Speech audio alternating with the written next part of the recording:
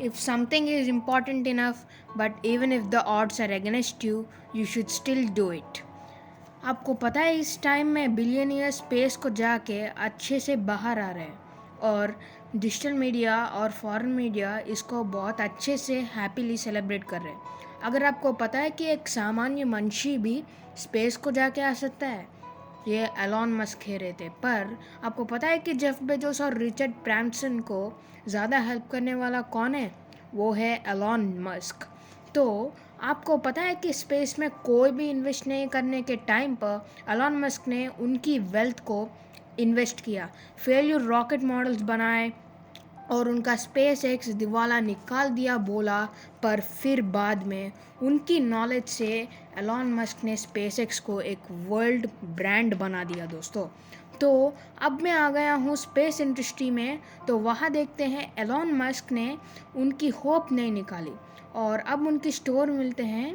तो फिर बाद में इनकी स्टोरी मिलने से हमको मोटिवेशन और सब कुछ आता है दोस्तों। तो वो 2000 था और फिर 2000 ईयर में बोर्ड ऑफ डायरेक्टर्स ने एलॉन मस्क को पेपाल से निकाल दिया था। तो फिर एलॉन मस्क ट्रैवल कर रहे थे और तब स्पेस एक्सप्लोरेशन कंपनी को स्टार्ट करने के लिए अपने दोस्त से बोल रहे थे और एलॉन मस्क को पता नहीं था कि उन जैसे सामान्य मनुष्य क्या ये कर सकते हैं। स्पेस को पता नहीं है, एक छोटा बच्चा नामक सब लोग ने बोला, पर एलॉन मस्क ने उनको लाइट से लिया। तो फिर बाद में एलॉन मस्क ने नासा को देखा और नासा पहले तो इस काम में है, तो लगता है नासा भी तो हमको बेचेगी। तो इसलिए एलॉन मस्क ने नासा को देखा और पूरा मैटर समझ लिया कि नासा को कुछ भी काम नहीं है कि लेने के लिए। और इस वीडियो का स्पॉन्सर है lift off by Eric Berger. तो दोस्तों अब फिर बाद में कार में ट्रैवल करने के बाद एलॉन मस्क ने कहा कि अब क्या करूं, नासा को देख रहा हूं पर नासा में क्या है, ये मार्स में क्यों नहीं भेज रहे वो। तो तब एलॉन मस्क ने ये सोचा कि अभी मुझे ही स्टेपिंग स्टोन डालना पड़ेगा और उनकी रॉकेट इमेजिनेशंस में से वो सोचने लगे कि रॉकेट बिल्डिंग्स के साथ रॉकेट लॉन्चिंग में भी उन्होंने देखा। एलॉन मस्क ने उनकी विजन पहले से ही उनकी प्लान को स्पेस तक निकाल दिया था। तो इसलिए यूएसए में बहुत सारे स्पेस इंजीनियर्स को एक होटल में लेके आए और फिर बाद में एलॉन मस्क ने कहा कि आप सबको उनका प्लान दिखाया और फिर बाद में वो सारे लोग थोड़ी देर सोचने लगे और एलॉन मस्क की देखा और दो बंदे ने सोचा। पर बहुत सारे लोग ने क्या कहा आपको पता है कि मार्स में रॉकेट लॉन्चिंग तक ये सब कुछ हम तो नहीं देखेंगे। और उन्होंने कहा save your money kid and go sit on the beach. Elon Musk की इंथुजियाज्म और उनकी एनर्जी को कौन भी समझ नहीं रहा था। और फिर बाद में दो बंदे मिले और उन दोनों बच्चों को लगा कि अब हम ये दोनों इन दोनों को देखना चाहिए, इसके पास तो कुछ मैटर है। तो फिर एलॉन मस्क का आइडिया रखा और दोनों शेक हैंड्स कर दिए और दोनों मिल गए और उनका एक नया आ गया। एलॉन मस्क ने बहुत सारे लोगों को ये क्यों बताया, क्योंकि हम छोटा नाम लग से ही सब लोग हमको बालते, पर एलॉन मस्क ने बहुत सारे लोगों को बोला। तो फिर बाद में वो दोनों बंदों का नाम था क्रिस थॉमसन और टॉम यूलर। इनके साथ मिलके एलॉन मस्क ने 2002 में स्पेस एक्सप्लोरेशन, हम सबको स्पेस एक्स जैसी समझने वाली कंपनी को उन्होंने स्टार्ट किया था।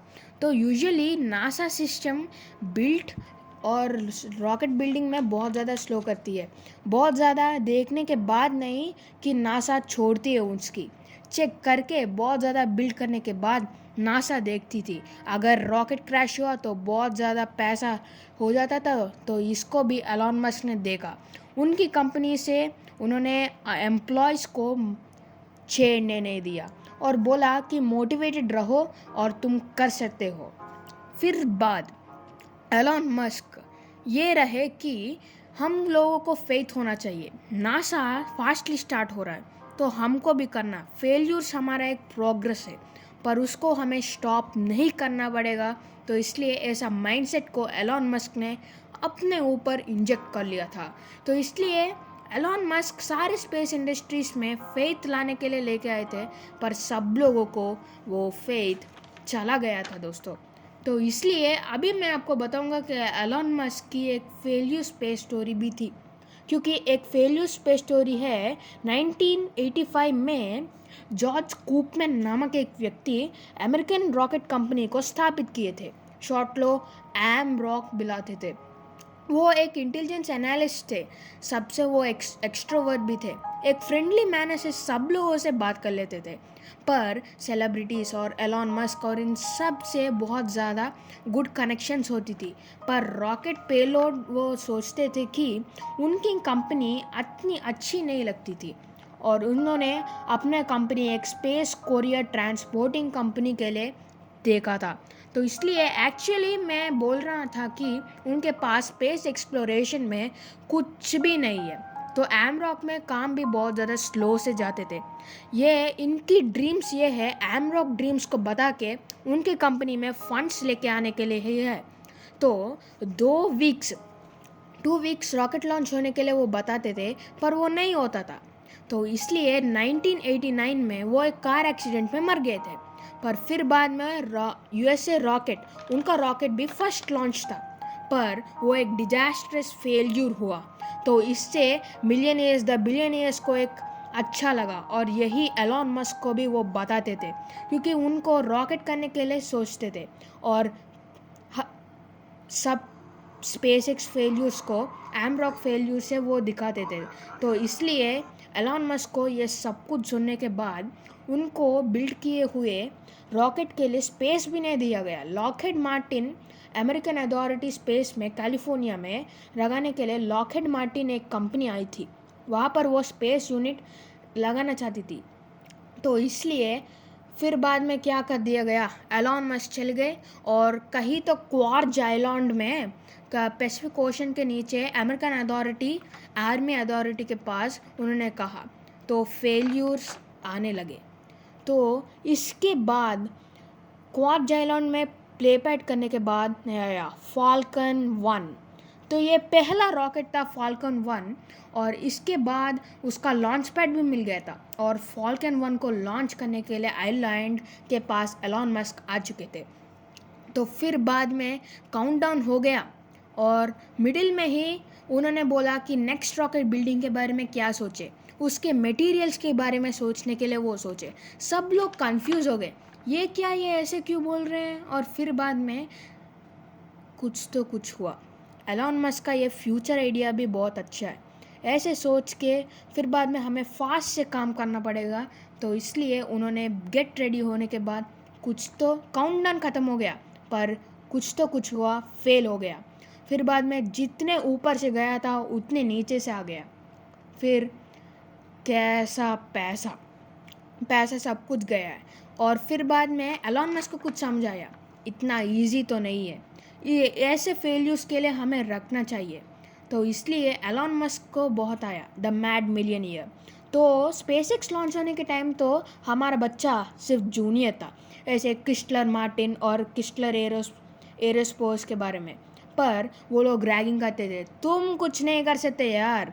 तो इसके बाद नासा को बाहर कंपनीज़ को रॉकेट बिल्डिंग करने के लिए देखा था। तो क्रिस्टलर एरोस्पेस को देने के बाद एलॉन मस्क को बहुत ही आया, और उसने कहा नासा फेवरेटिज्म दिखा रहा है, ये बिल्कुल भी नहीं चलेगा।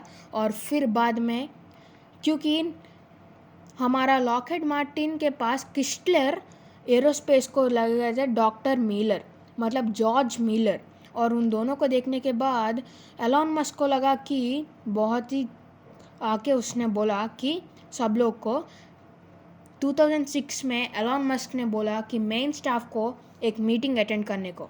तो फिर बाद में उस मीटिंग को अटेंड करने के बाद उनको ये पता चला कि एलॉन मस्क के पास ऑप्शन ही है। फिर बाद में क्या हुआ, सब कुछ वही होना था। तो एलॉन मस्क ने बोला और कॉन्ट्रैक्ट हमारा, पर एलॉन मस्क को एक फिर से मिला, if you try and try again you will fail again.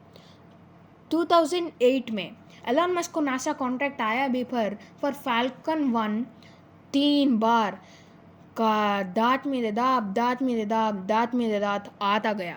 पर गवर्नमेंट से ये प्रेशर आने के बाद भी एलन मस्क का बैंक बैलेंस भी चारा वैनिश हो रहा था। पर फाल्कन 1 फोर्थ लॉन्च सक्सेस होना ही चाहिए। इसके बाद कुछ तो नहीं है कि फाल्कन 1 को एक मिलिट्री कार्गो फाइट में वो लेके जा रहे थे। क्वार्ज आइलैंड को मिलने के बाद ही कुछ हुआ। फाल्कन बॉडी हमेशा फिर से जो ट्रैश होने लगी। फाल्कन बॉडी ट्रैश होने के बाद वो एक कोक्ट्रिन उसके जा ट्रैश होने के लिए देखा। तो फिर बाद में एक इंजीनियर वहाँ नहीं देख के वो चल गया और एम्बिएंट प्रेशर को निकाल दिया। पर उनको ये पता चला कि ये स्पेसक्राफ्ट एम्बिएंट प्रेशर को हट नहीं सकता है। तो फिर बाद में उस आइलैंड की जोर बहुत ज़्यादा हीट वेव्स में ही फाल्कन 1 को फिर से क्रिएट करने के लिए देखा। और फिर बाद में टेस्ट फ्लाइट्स में फाल्कन 1 का आया और फिर बाद में फाल्कन 1 को उड़ाने के लिए टेस्ट फ्लाइट्स में भी सब लोगों को बहुत ज़्यादा फेथ मिल गई। और फिर बाद में लॉस एनालिसिस को बाद देखने के बाद एलन मस्क वीडियो कॉन्फ्रेंस में थे। फाल्कन को अब उड़ाने जा रहे थे। तो फाल्कन उड़ा और पहला पेलोड ऑर्बिट में चला गया। तो स्पेसएक्स लगाने के 8 इयर्स के बाद ये पहला कंपनी है जो हो गया था। फिर बाद में अब स्पेसएक्स जो कर रहा है वो सब कुछ है। पर जब ये हो रहा था तो एलन मस्क ने खाए हुए मार सब कुछ होता है। तो इस मोटिवेशनल स्टोरी से हम सबको ये सीखना चाहिए कि एलन मस्क की तरह हमेशा डरना नहीं चाहिए और हमेशा देखते हमें सीखना भी चाहिए। तो thank you guys, bye bye, जय हिंद।